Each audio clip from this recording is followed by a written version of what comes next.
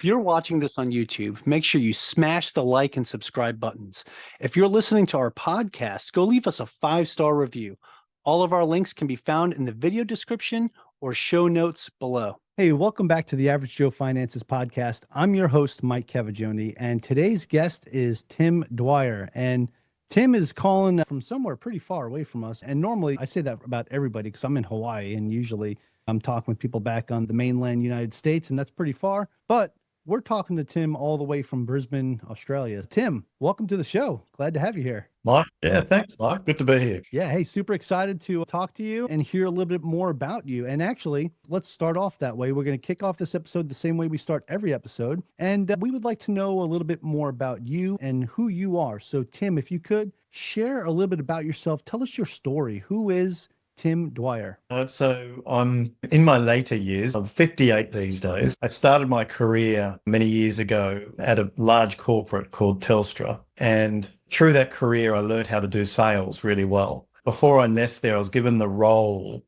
of looking after the strategy for small and medium enterprise. So I'm very passionate about investing in business. I find the business asset class the best asset class to invest in. So I was given the role to look after 1.2 million clients in the small and medium enterprise side of things. And I had a look at it and I couldn't work out the strategy. I couldn't understand how they worked. So this was back in the late 1990s. And so I decided to leave that organization and go and become a coach in the business world to help people create wealth through business. And to do that, what I had to do is I had to learn about all the different aspects of how you invest in business and how you invest in your own private business. And now that translates out into how do I invest in other businesses, because I know what's going on in the inside of a business to know what the future value of that business is going to be. So after leaving that, then I ran the coaching company, and I've been doing it ever since 2001. And through that, I've gone from startup and taken businesses from one person and helped businesses create generational wealth.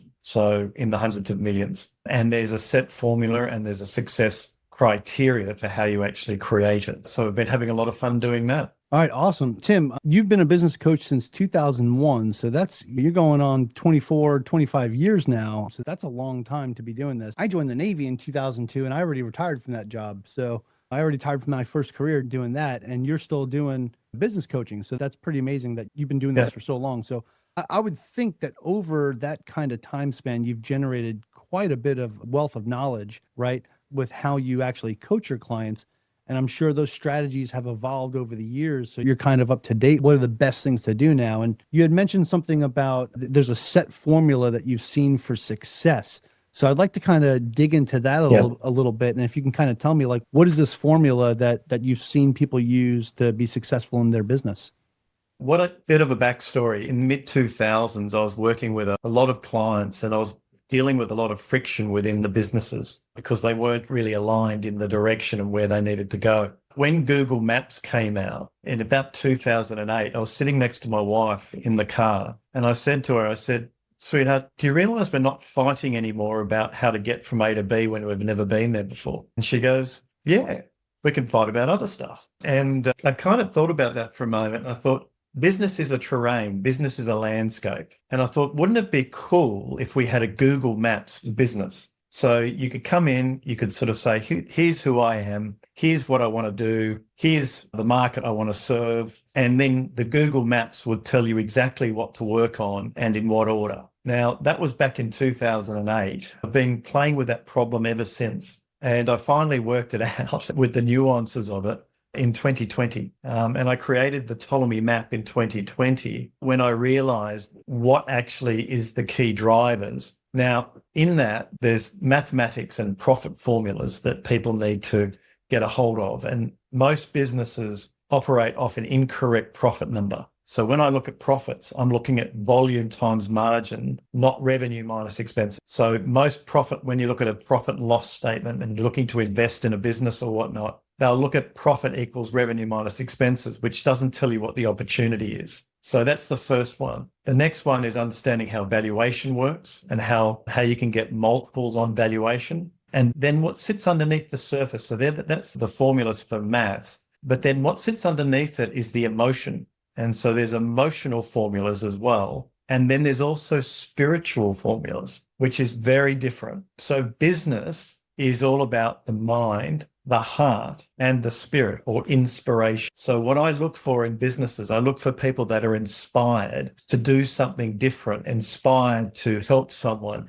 inspired to start a business like a podcast or a video studio, whatever it might be. It's whatever that inspiration is. And then the book and the methodology that I've created shows them how to regulate their emotions and use their emotions as their compass, so that therefore they can generate really good profits. And if they want to sell their business one day, sell it at a very high multiple, which is the asset value. And as a result of that, everything opens up. So when I designed this in 2020, I then went out to the market and I tested it with everyone's knowledge. I just said, look, guys, I've got a new methodology. It's a refinement of what I've been doing, but I think I've finally nailed the missing pieces. I said, would you mind if we go through the process? And what I'm going to do is I'm going to document it and I'm going to show how this actually all works. And so all the clients said, yes, let's go.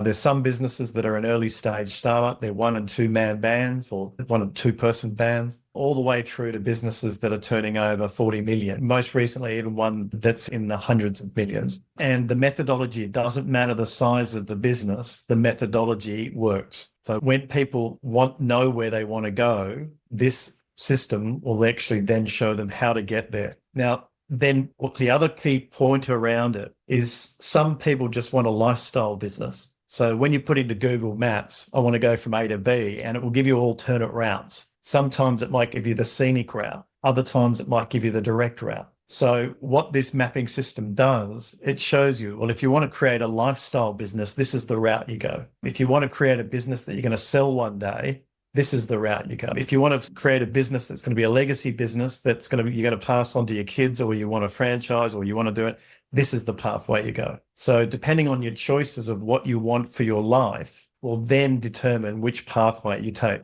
So there's a lot to unpack there, Tim. So as you describe the different paths that you can go down depending on what your end goal is. I think that's one of the first questions someone needs to ask themselves when starting a business. You know, if it's going to be like a little side business they're going to do, or what is it that you want to turn it into in the future, right? I think that's the first question you need to ask yourself, so you can actually figure out what path you're going to take on that map, right? I live in Hawaii. A lot of times I like to take the scenic route because it's beautiful. I get to see the ocean, the mountains. It's beautiful. So, and actually I think any route I take is a scenic route, honestly. I'm kind of spoiled there. But to kind of rewind back a little bit to some of the things you were saying before, there were some key things, right, that you were talking about when it came to like someone's emotions, right, and their spirituality when it comes to their business.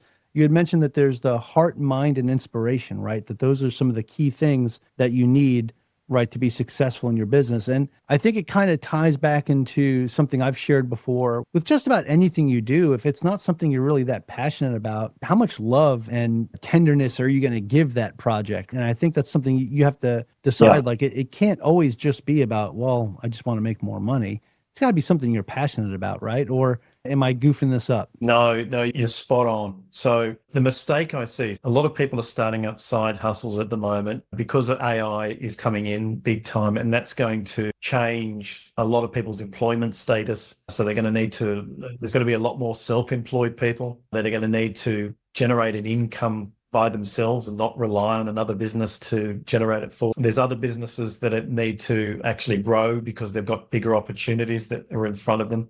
So it doesn't really matter what the outcome is. So what I look for in a business is the first step for successful business is inspiration. So it's what you're inspired to do, and that's in service of a market. There's lots of business. Now, the opposite of that is someone sees opportunity, right? So it's inspiration versus opportunity. Now, opportunity can be, someone sees that, oh yeah, we need this hand cream over here with this sort of scent, right? But they're doing it because for the money only. They're not doing right because it's something they're really passionate about. Those ones tend to fail quite quickly. They're the quickest ones to fail, because what we're looking for is we want inspiration of what we want to do and who we want to impact. But then, and that's what we're passionate about. But the next element is you need capability. So you need capability in that. So if you don't have capability, you might see an opportunity, but not have the capability, and then therefore fall flat on your face. An example of that is in the mid 2000s, I had an idea for a radio station that you could just download all the songs you want, and it would give you every song that you wanted to listen to, and it would bring other genres in and stuff like that. And I thought, wouldn't that be a great business? I'm talking about Spotify here, by the way.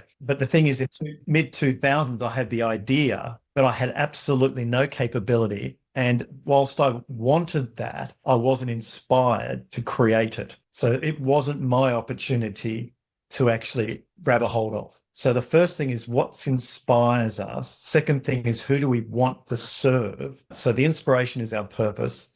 The who we want to serve is our market. And then the third element is, do I have the capability? Is this in my wheelhouse that I've got a way of actually being effectively in service of that market? So Tim, how a lot of times we talk about you want to look for opportunities, right? So I talk about that a lot too when it comes to real estate, right? There's a lot of times you got to find that opportunity, you're going to find that deal. But when it comes to business, I think it is definitely different because I have run businesses before that have not been that successful, and I've run businesses that have been successful. And I can tell you the ones that I thought I was in it because I saw an opportunity and I thought I could capitalize on it and jump onto something that I wasn't that passionate about, I definitely had a hard time.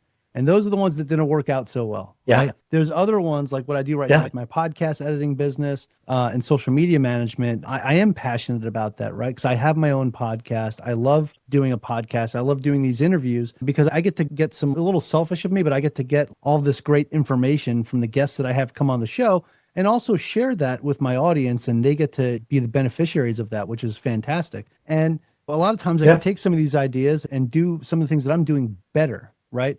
And because I'm passionate about the podcast, I like to help out other podcasters too. So at least in my head, that's where that came from and why that's kind of working out for me, if that makes sense. It makes complete sense because it's whatever lights you up. If when you work out a business that you want to create that lights you up, what happens is you never work a day the rest of your life. So we were talking before around retirement. I don't think I'll ever retire. I don't want, whilst I can give value whilst I'm here, I'll continue to give that value. And so when you own your own business and you're building that out, I've got other business assets that I invest in and I flip those assets, but I've got another business here, which will be my business forever, right? Which means that I can continue to work and continue to give value, but also continue to earn income, which means I can then go and continue to reinvest that. So that's point number one. It's whatever lights you up. Now, if we cross it over into the real estate example for a moment, so I can link that.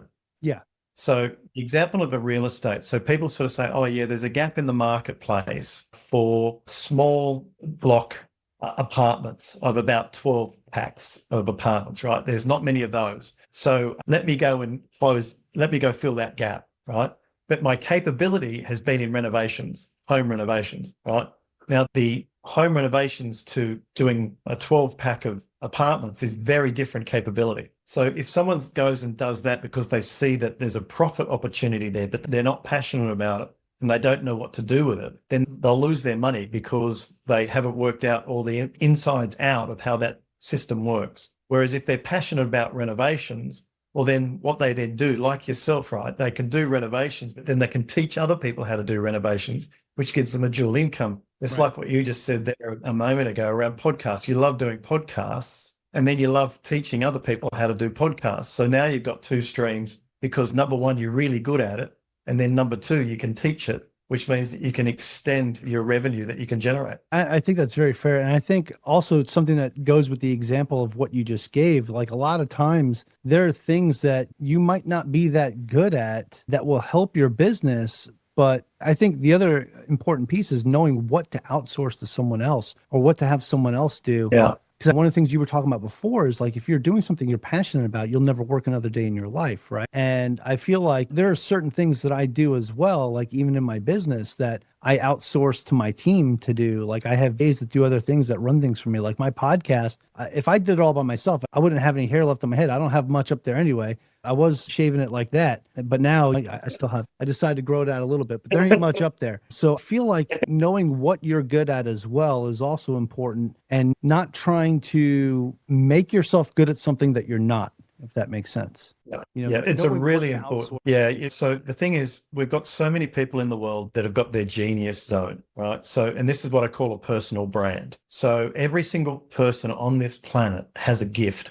They've got what I call an asset, and it's an internal asset and it's an internal capability. Now, when people learn how to connect into their internal capability, they're able to then go give that and go use that and sell that. So an example of that is I'm a really, really good salesperson. I mean, I love selling. I've sold all my life. I've sold businesses. I've sold products. I've innovated. I've done all of that stuff. And that's my genius zone. Now, being a really good in sales generally means that I'm terrible administration, right? I'm horrible at, and it really brings me down. I feel like when I'm in it, right? So what I then do is I look for another genius that loves administration. That's their passion. They just love getting into the detail. They loved organizing. They love project management. And what I'm looking for when I'm looking to outsource something and get someone to come part of my virtual team, I'm looking for the passion in them and looking for their genius zone to bring to my business. Now, when I say to them, this is what I'm going, this is where I'm going, this is what I want to grow, how could you help me? Those people then show me exactly how they can help. They know how to do it. They sort of say, well, I'll do this and do that. I'll do this and I'll do that. And then what I'll do for you is free up the time here. And by them telling me what they can do for me, tells me they've got capability, but they've got passion, capability, and an internal drive, which is the asset that can actually help me, which means I know that I can work with them, trust them to do the job. I keep an eye on it, of course, but trust them to do the job. And therefore we can build virtual teams really easily these days. I think that's super important. And I think one of the other key things that you're talking about there and that I want to kind of touch on is when you find the person that's passionate about them is having them show you what they can do for you, right? I'm pretty happy with the success I've had with my main VA that I use, right? So the person who's going to be editing this podcast and listening to this right now, she knows exactly what I'm talking about, but she is amazing. And she's been part of my team now going on 4 years, right? I've made the mistake of trying to do it all myself. I've made the mistake of answering one of those random DMs I got on social media saying, hey, I can do A, B, C, or D for your podcast if you let me edit it for you. And it was just, I wasn't finding the right person. And then when I went on Upwork and I put the job out there that I was looking for. This is what I need help with. This is what I need somebody to be able to do. And then I let people apply and then show me what it was that they were capable of, what it was they were good at, what it was that they enjoyed doing. And this one individual, when I interviewed her, out of all the people I interviewed 5, and what she showcased to me and what she was passionate about what she does, right? And I was like, yeah, you're the one. And she's been with me on my team ever since now, going on, actually, I think over 4 years now. And she actually helps run my podcast editing business as well. As a matter of fact, she's like the brains behind it. So I am super thankful for being able to find, I think it is important to find the right person, right? It is. And you asked one beautiful question in there that gave you the answer, which was, what do you enjoy doing? Yeah, Most interviews don't ask, what do you enjoy? They say, can you do these tasks? How long have you been doing it? Have you proven that you can do it before? As opposed to, what do you love doing? Yeah. Oh, yeah. If someone's looking for a job and they're looking for you to pay them, they're going to say yes to all those questions. Oh, yeah. Can you do this? Can you do that? Great. Okay. Awesome. Of course, they're going to say yes. They want the job. Yeah. So, but yeah, I think it is. And that's not even something I even thought about until we had this conversation, right? I never even thought about that question that I asked and how important that question is, right? Make sure that the person that you're bringing on your team is going to actually enjoy what they're doing. So 1, they're going to stick around, and 2, you're going to have somebody that enjoys their job. So the job satisfaction's there, and you don't have to worry about complaints about, hey, I'm getting kind of bored doing the same thing over and over and over again. Like, they love it. They love what they're doing. Yeah. Can I give you a real success story on this? Yeah. There's a company that I work with, a technology company, which is, I can't say who they are because they're one of the leading apps in the world. And so what I do with them is kind of private. But when I went in there, I asked the founder, I said, how did you grow this business in the first place? And he goes, Tim, it was quite amazing. I just looked for other passionate people that wanted to come and join me in order to actually create this app. So he explained what his vision was for the app. And he just went out to the market and just sort of said, who wants to come and join me? And he attracted all these people in. And quite a lot of the developers were coming in with high price ticket items that they wanted to get paid and stuff like that. But he employed the people that just sort of said, yeah, I'll come and work for you. What can you afford? And he'd say, what? Said, I will really want to work with you. Just tell me what you can afford to pay me and you've got me. Right? Now, that's a very different approach. Now, what he did is he He couldn't afford to pay them much at all, but they all jumped in because they believed in the passion and the vision that he had for this business. Now, that business now is a global leader, but he keeps following that same philosophy with is asking people about what are you passionate about? What do you love doing? And when he gets someone that's really connected, he goes, I can guarantee you this business will be the best business, the best work you'll ever do in your life, because I give you the freedom to create what you want to create with some boundaries, of course, but you've got autonomy just to go live your passion. And so his entire business is a whole lot of passionate people. Now, they're a global leader, right? But you can be a team of four, and you can, as long as everyone's passionate and you're driving towards a common objective, right? A common who to be in service of and a common purpose. And you can see a gap in the marketplace because the gap is still important, but you can see the gap. You've got the purpose, you've got the passion, and you've got the capability. Then you've got a formula that you don't know where it's going to go, because sometimes you can hit what I call a business artery, where you actually hit a very big growth spurt because you've hit a market that no one's actually thought of before. But the most important thing, you've got passionate people that is actually driving towards it. Yeah, I think that's huge. But besides passion, I wanted to ask you, Tim, because we talk about that's kind of like the nice thing, right? But there's also other important aspects to being successful at business besides just something you're passionate about, right? What are some of the other things that you talk to people about when you're coaching them? Like, hey, you've got the passion, you've got the drive, this is what you want to do. Here's some of the other stuff you need on the back end to make this work. Yeah, perfect. Really good question, because when it comes to business, so you have passion. Business is like passion, which I call culture, right? Which is the culture of what it is you're to do in a positive space, right? The second part of that is capability. So you've got to build capability and culture. So every success and every failure in the world, in business, comes down either to a cultural issue or a capability issue. You need, right? So I'll give you an example. So you came from the Navy, right? So there's businesses that will grow, and once they go past 4 people, they need different disciplines inside the business. Now, over 90 to 95% of businesses globally never get past 7 people. They actually stall at 7 people. Now, the reason for that is because once you go past 5, 6, 7, you need management capability. You need to be able to manage people. You need to be able to look at workloads. You need to be able to look at the capacity. You need to make sure the scheduling's right. You need to make sure people have got the capability to do their role right. And the owner of the business then starts taking on a new role, and they need to start managing it. Now, I always encourage every single founder to learn that capability. Once you've learned it, it doesn't take much to do it, but you need to know how to do it, because it's an important driver. So passion on its own, you're absolutely spot on, is passion on its own can just be a dream. You have a dream, right?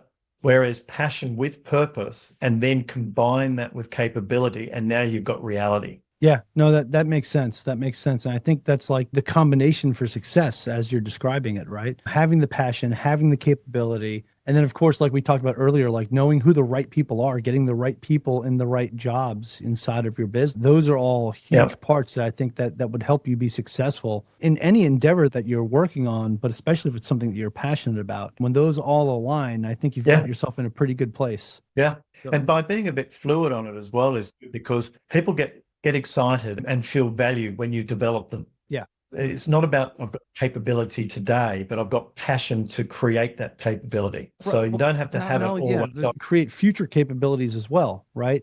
And you said something very key there too, Tim, and that's the development piece, right? Because if somebody feels like they're going to come and help you out with your business and they're just going to stagnate and not go anywhere, they're not going to stick around very long, right? So they have to be able to evolve with the business, and you have to be able to help them evolve with the business as well. That's exactly right. And when you've got an open culture and an open trends, like you can allow people, you check in with people and you sort of say, how are you feeling today? You're good. What can I do to help develop you? What skills do you want to learn? I do micro learning inside of all of our clients. And we just say, what micro learning is, what do you want to learn every single day? What new skill or what new nuance? There's a great case, like one of my clients is in the mining supply sector here out of Brisbane. And he spoke to his EA, right? So he said to his EA, how are you going? She goes, I'm bored. He goes, what, you don't like working for me anymore? No, She goes, Carl, I love working for you, but I've just been doing this for so long. I'm starting to feel like I'm on a treadmill. And he goes, well, what do you want to do?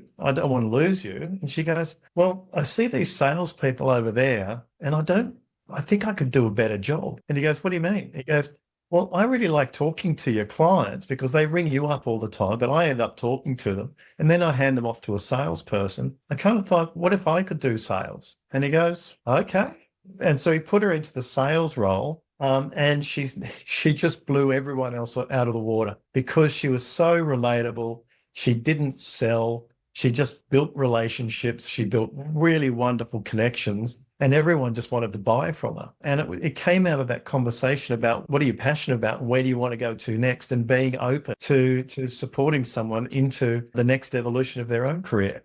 Yeah, it sounded like she had a really good method of building rapport with people. But at the same time, like what you're describing there, I think is just overall just good leadership traits of anybody that's running a business. It's important that you understand how to be a good leader as well. And leading the team doesn't mean standing up front and barking orders and doing that. Leading the team means pulling them along with you, right? Or just being alongside everybody in the trenches and doing the work with them, and showing them that it's something that you're still passionate about too. Because I feel like a lot of times that can get lost in translation when, especially like you said, as businesses grow and they start getting more than 7 people and the founder now needs to start getting into different management roles, right? Sometimes that can get lost, right? Now it's like, oh, you've kind of become a different person now because now you're just the boss. And so where's the passion that you used to have for the job, right? So I think that's a really key, important thing that you're touching on, Tim. And I think for anybody that starts a business, as you're looking at scaling and growing, what kind of leadership traits are you going to take on with you as you grow your team, right? Because you don't want to just bring on a team and not know how to lead them. You're going to want to know how to lead 100%. Yeah. Well, I mean, one of the first things I put into a business, it doesn't matter the size, it's a culture document. Now, what a culture document does, it says, what are the values of this business? What's the purpose of the business?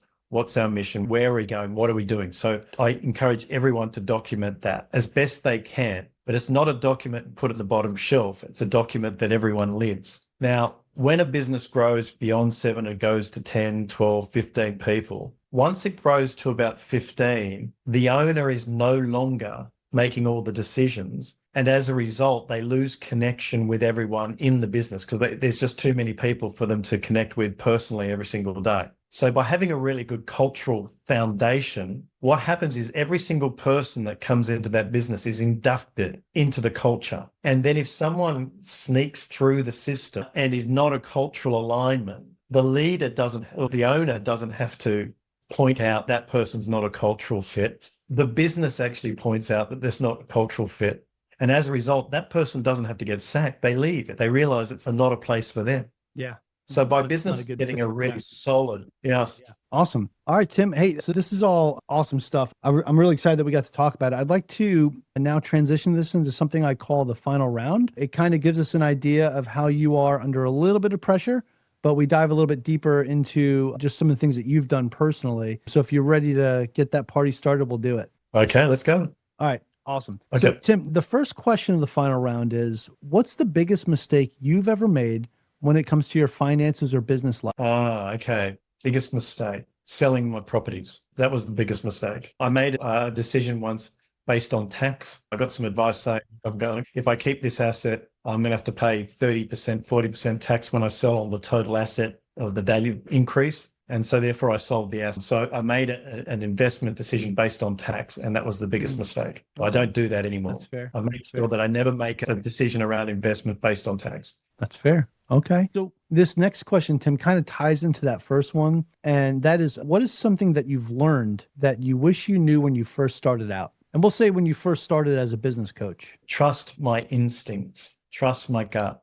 So I've been hearing that a lot. So the thing is, sometimes I'd take on a client and something we weren't gelling. And what was happening is they were very money orientated instead of purpose orientated. And although they didn't have the language around it, and I didn't even have the language around it, I felt there was something not quite right. And as a result of that, the relationship was never going to work long term, because we had completely different values. But I didn't know that, and my instincts were saying it, but I was pushing ahead because I wanted the money. And so I push. instead of allow. So when I worked out how to trust my instinct and then love the brand that I'm working for, then people are attracted. And then I trust now whether the people are coming in with good intentions or whether they're coming in to take. So my instincts are very attuned to that, and I've learned to trust them. No, that's fair. That's fair. And I think that's probably one of the biggest things that a lot of people need to really focus on is trusting your gut. Because a lot of times if you have a bad feeling about something, it's because deep down inside, whatever it is probably not going to work out. And you're just really trying to convince yourself that it's going to. So I think that's important. And like I said, I've had a couple people on the show recently that has been the answer to that question, was like, yeah, I probably should have trusted my gut on a couple things. And yeah, I think that's definitely important. The thing around it is it's not to beat yourself up over it though. So I 100%. jokingly say that I've made 627 mistakes. Right. So I document it. I write down my mistakes. I don't know if it's actually 627. That's my funny number. But what it's leading me to, sometimes in growing a business, you've got to make mistakes. Now, you don't have to make all the mistakes yourself. And that's why I've written the book, so people can see all the mistakes they don't have to make because I've made them. And by making them and then documenting them and showing people the mistakes I've made, I can then help people to make similar mistakes. Yeah, that's one of the reasons why. So I just want to jump in on that too, because that's one of the reasons why when I talk to people about getting a good mentor or hiring a coach, because I've done both, right? And it's to help you actually save a lot more money in the long run because you're learning from the mistakes that already cost them quite a bit, right? You're getting the benefit of that knowledge without having to feel the pain of that loss. So I think that's super important. I just wanted to jump in on that. Yeah, no, it's really important. I mean, I asked a client the other day he was a startup, one of the startup ones that I took through the process.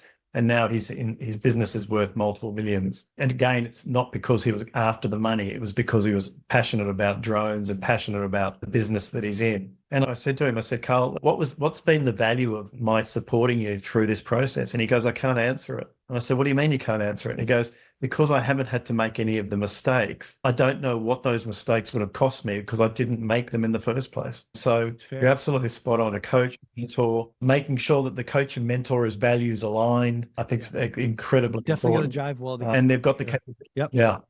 All right. So Tim, the next question, and you're going to see this one kind of ties into the last as well. Do you have any tips or tricks that you would recommend to someone that is just getting started today? Yeah. So firstly, when you're getting started, sit in a space and go, okay, so who am I? Who do I want to serve? Who am I passionate about connecting with? Right. And what is the problem that they have that I can fulfill? So it's a simple question. Who do I want to work with? Who do I want to be in service of? Now, we're all in service. This is the most important thing.